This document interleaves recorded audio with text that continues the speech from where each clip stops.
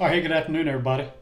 Hey, I want to come at you real quick. I was going to go out here and cut some grass today, but it's just started pouring out there, so I figured I'd go ahead and make a few videos. All right, so the first one I'm going to do is going to be titled. You know what? I don't even know what it's going to be titled yet. I'll just figure out the title after I get done with it.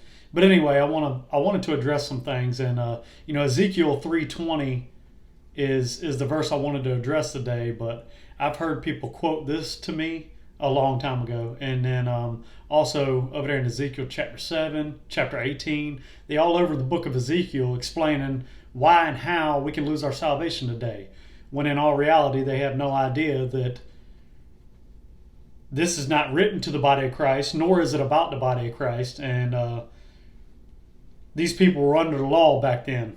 And so I want to go ahead and clarify that. All right. Ezekiel chapter 3, verse 20. Again, when a righteous man doth turn from his righteousness and commit iniquity, and I lay a stumbling block before him, he shall die. Because thou hast not given him warning, he shall die in his sin, and his righteousness which he hath done shall not be remembered. But his blood will I require at thine hand. And so they go over to, I believe it's Ezekiel chapter 7, I don't know the verse, and then I think it's Ezekiel chapter 18, verse 24. But I've heard that a few times from a few people, and I think there's some people very confused on it.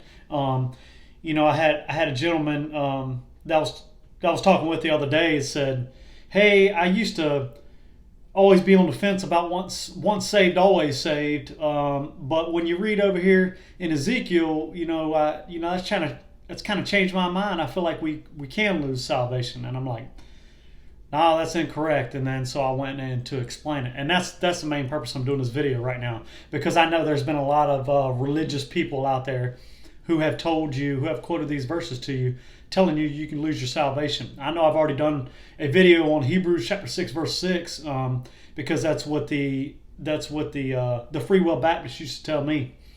But anyway, here we go. So, and you hear these men they say, if a man turns from his righteousness, he never really had it to begin with. Okay, so are you, if you tell somebody that, are you calling God a liar then? Because he told that man in that verse that man, he was a righteous man, right? It was that man's own righteousness. It wasn't the righteousness of God. So Ezekiel's talking about that man's own righteousness through his performance under the law. Well, let's see what else Paul says. Well, let's see what Paul says, about righteousness. And the primary chapter I'm going to go to, so I'm going to go to two places in Paul's epistles, Romans chapter 10 and then Philippians chapter 3. So we're going to start off in Romans chapter 10. Let's go ahead and read verse 4 through 6. For Christ is the end of the law for righteousness to everyone that believeth. For Moses describeth the righteousness which is of the law, that the man which doeth those things shall live by them.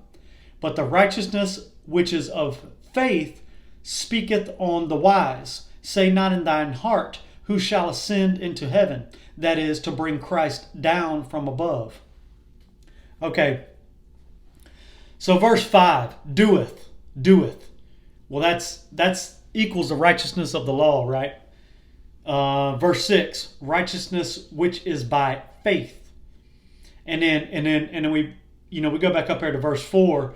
For Christ is the end of law for righteousness to everyone that believeth. And so Paul is quoting Matthew chapter 5 right there. So here's the deal. The law, so Gentiles were never under law to begin with. And I think I've done a video on that. And that's found in Romans chapter 2 and in Romans chapter 9 verse 4. So Gentiles had nothing to do with the law. There's only lost and saved today. There's no longer Jew and Gentile. All right, so let's just clear that up right there.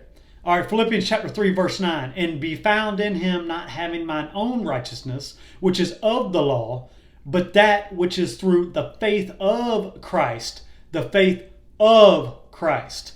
The righteousness which is of God by faith.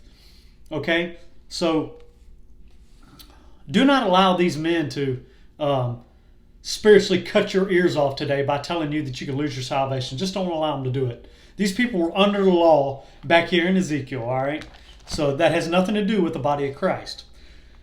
So please go over and read 2 Timothy 2:15. That's one of the most important verses in the Bible, in order for you to start understanding where you stand, where your instructions are found, to whom, just start understanding context in general of the Bible.